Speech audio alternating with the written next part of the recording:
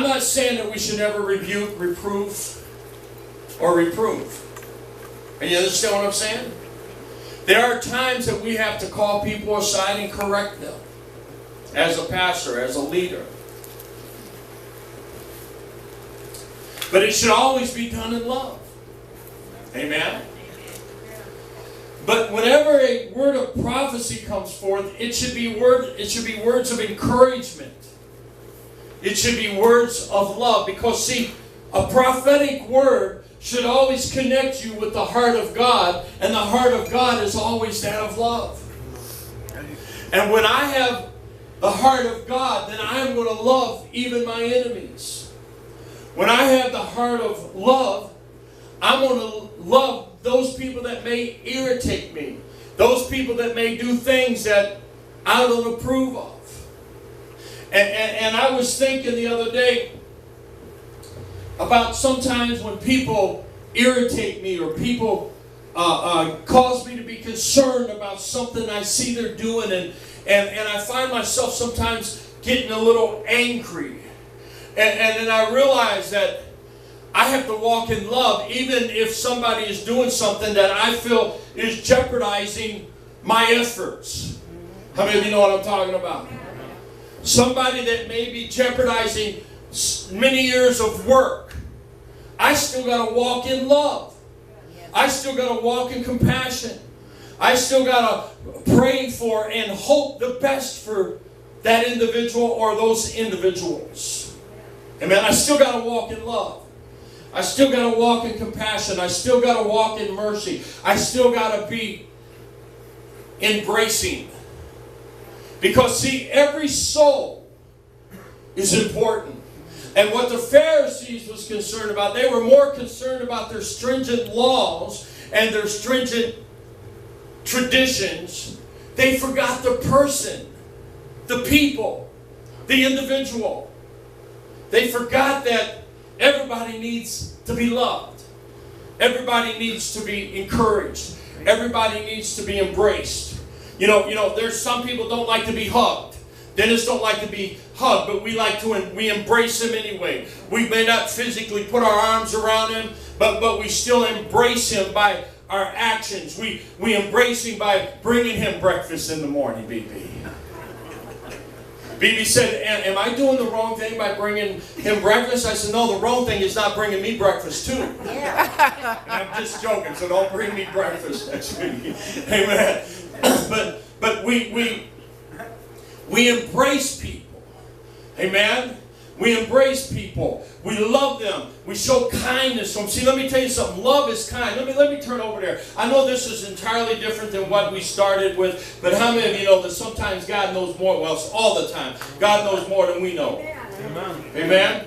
And this is a message that I preached probably hundreds of times throughout the years. I'll never forget on a New Year's Eve one service many years ago when Brother Junior was still the pastor down on West 6, I believe, or Gary might have been pastor at that point, but it was on West 6, and on a New Year's Eve I preached this message, and God just gave me a message of humor.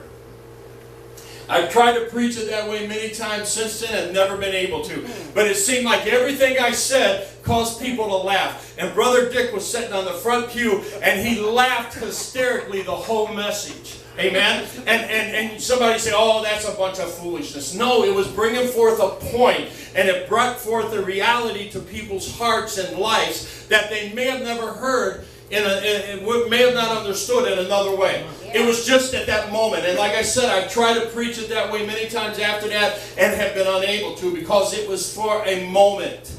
Yes. Amen? A precise time. God had a plan and had a purpose for that moment.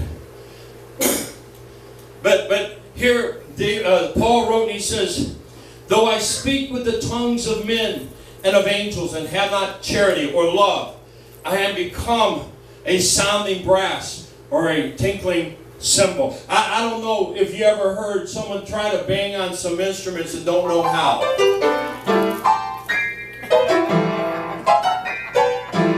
Isn't that beautiful? Yeah, if you're about two. What? If you're about two. I didn't How understand. Brandon I years started. old. I said if you're about 2 years Oh. old. So that's not a compliment? I don't know about you, Diana. Me neither. And though I have the gift of prophecy, you know, we love the gift of prophecy. Yeah. Man, there is nothing I like more than to have someone come up and lay hands on me and begin to prophesy and give me a word of encouragement and a word that will benefit my future.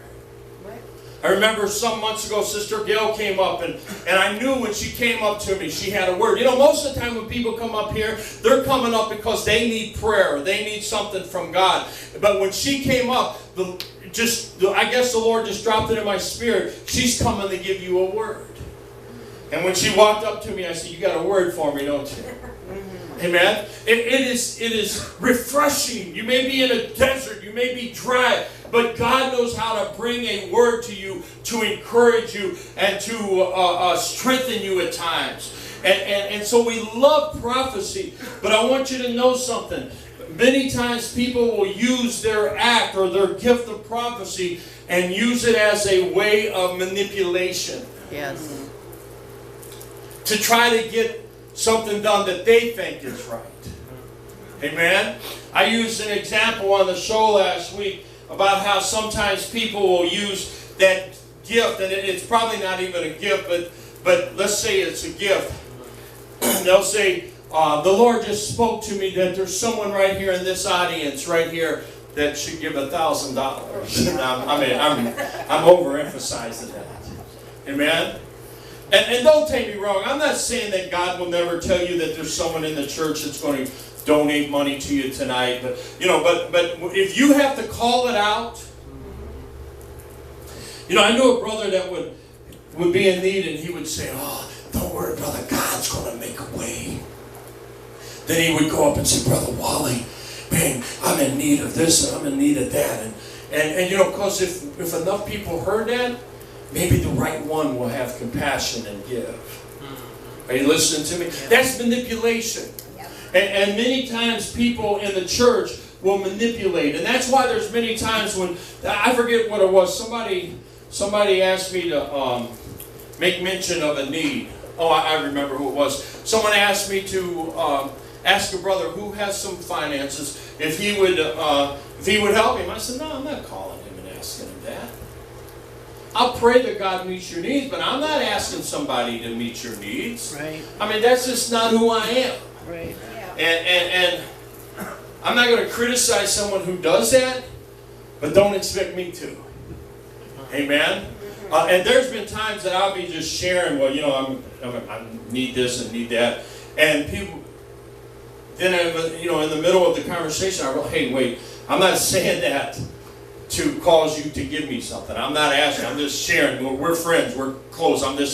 You understand what I'm saying?" Yeah. There's times that we say, "Hey, man, I'm in need." You know, I'm not saying that to manipulate someone, because most of the people I say that to, I know they don't have it to help anyway.